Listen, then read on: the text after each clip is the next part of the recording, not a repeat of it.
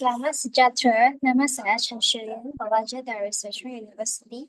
Dan hari ini saya akan membentangkan satu topik yang sangat penting, yaitu penghayatan etika dan peradaban dalam agama manusia. Sebagai rakyat Malaysia yang hidup dalam masyarakat berbilang gaul dan budaya, adalah sangat penting untuk kita memahami nilai-nilai etika dan peradaban supaya kita boleh hidup bersama dan dalam harmoni dan saling menghormati antara satu sama lain. Dalam pembentangan ini, saya akan dibawa Anda menelusuri sejarah, konsep, amalan, serta peranan perlembagaan dalam membentuk masyarakat Malaysia yang beretika dan beradaban. Mari kita memulakan. Objektif pembentangan saya hari ini adalah seperti berikut. Pertama, untuk memahami maksud dan kepentingan etika dan peradaban. Kedua, untuk melihat bagaimana nilai ini telah berkembang di Malaysia dari dahulu hingga sekarang. Selain itu, saya juga ingin menjelaskan bagaimana kita semua boleh mengamalkan nilai etika ini dalam kehidupan seharian. Tidak kira di rumah, sekolah, tempat kerja, atau dalam masyarakat. Dan akhir sekali, saya ingin menunjukkan bagaimana perlembagaan Malaysia memainkan peranan penting sebagai asas kepada peradaban negara. Dengan memahami perkara ini, kita semua akan lebih menghargai nilai-nilai ini yang membentuk identiti negara kita. Etika merujuk kepada prinsip-prinsip moral yang menjadi bantuan untuk menentukan sama ada sesuatu tindakan itu betul atau salah. Contohnya, bercakap benar, tidak menipu, dan bersikap adil adalah nilai-nilai etika yang perlu kita amalkan. Peradaban mula merangkumi bangunan masyarakat dari segi budaya, sosial, ekonomi, dan juga moral. Ia bukan sahaja tentang kemajuan fizikal seperti bangunan tinggi atau teknologi, tetapi juga kemajuan dari sudut pemikiran dan nilai kemanusiaan. Etika dan peradaban ini penting kerana ia membentuk akhlak dan sasial masyarakat. Jika nilai-nilai ini diterapkan, kita dapat membina sebuah negara yang satu padu dan maju secara menyeluruh, bukan sahaja dari aspek pembangunan, tetapi juga dari aspek kerohanian dan kemanusiaan. Jika kita melihat sejarah, sebelum penjajahan masyarakat Melayu telah pun mengamalkan nilai-nilai murni seperti menghormati orang tua, menjaga adab dan mengamalkan budaya tolong-menolong. Nilai ini dipengaruhi oleh ajaran Islam, adat Melayu dan sistem kekeluargaan yang rapat. Saya sendiri masih ingat cerita awal datuk saya, bagaimana mereka hidup secara gotong royong, berkongsi hasil tanaman dan sentiasa menghormati ketua kampung. Ini menunjukkan bahawa nilai peradaban bukan perkara baru, malah sudah lama wujud dalam budaya kita.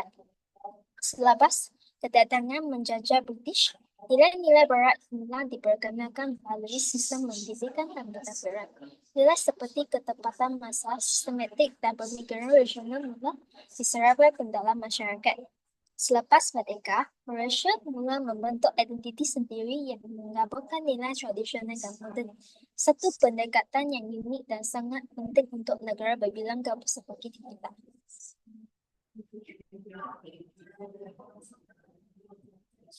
Dalam dunia barat, etika telah lama dibincangkan oleh ahli falsafah seperti Plato dan Aristotle. Mereka menentangkan kebajikan moral seperti keberanian, keadilan, dan kesederhanaan. Manakala Kant pula menekankan kewajiban moral dan prinsip universal. Sementara itu, dalam semua agama seperti Islam, Kristen, Hindu, dan Buddha, etika merupakan ajaran penting. Contohnya, dalam Islam, nilai seperti amanah, ikhlas, dan hormat sangat dititik beratkan. Dalam agama Buddha pula, prinsip seperti belas kasihan dan tidak mencederakan makhluk lain ketika nilai utama. Mencederakan makhluk lain adalah nilai utama. Selain penjajahan, kita mula melihat bagaimana nilai-nilai Barat dan Timur ini boleh disepadukan. Malaysia hari ini merupakan contoh negara yang berjaya menggabungkan berbagai pengaruh etika, menjadikan masyarakat kita unik dan harmoni.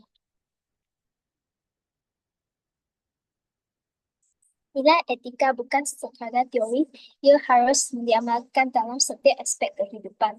Sebagai individu, kita perlu berdisiplin, jujur, dan bertanggung jawab. Contohnya, sebagai pelajar, kita perlu hadir ke kelas tepat pada waktunya. Siapkan tugasan dengan usaha sendiri dan biasa hormat kepada guru. Dalam keluarga pula, kita mesti menunjukkan kasih sayang dan menghormati ibu bapa. Kita bila berbuat dengan mereka, gunakan bahasa yang sopan dan sentiasa bertolak ansur. Di peringkat komuniti, nilai seperti tolong menolong, gotong royong, dan menghormati jiran adalah penting. Saya sendiri pernah menyertai program gotong royong bersama jiran di taman perumahan saya, dan ia sangat menggerakkan hubungan antara kaum. Di peringkat negara dan dunia, kita perlu mengamalkan toleransi, menghormati hak asasi manusia, dan menolak segala bentuk keganasan dan diskriminasi. Hanya dengan ini, kita boleh hidup dalam dunia yang aman dan adil. Perlembagaan Malaysia merupakan undang-undang bertinggi negara. Ia digubah selepas negara mencapai kemerdekaan pada tahun 1957 dan menjadi bentuk utama dalam segala aspek pertempuran dan perundangan negara. Perlembagaan menjamin hak-hak rakyat termasuk kebebasan bersuara, kebebasan beragama dan hak mendapat pendidikan. Ia juga menetapkan tanggungjawab rakyat seperti menghormati undang-undang dan mempertahankan negara. Apa yang menarik, perlembagaan juga memainkan peranan penting dalam menjaga keharmonian kaum. Ia mengiktiraf kedudukan istimewa orang Melayu, hak kaum serta bahasa Melayu sebagai bahasa kebangsaan. Semua ini penting untuk memastikan adilan dan perbedaan dalam masyarakat yang berbilang tahun. Jadi, perlembagaan bukan sekadar dokumen undang-undang, tapi juga cerminan nilai etika dan peradaban yang kita semua perlu fahami dan pertahankan.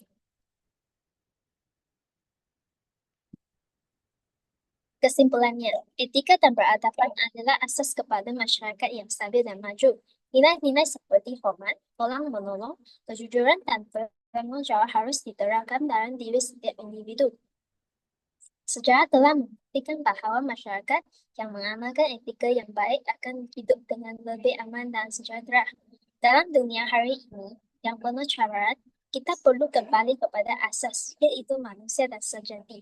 Perlembagaan pula menjadi tulang belakang kepada institusi peradaban negara, memastikan keadilan, melindungi semua kaum, dan membentuk identiti nasional. Oleh itu, marilah kita semua menghayati dan mengamalkan nilai etika dan peradaban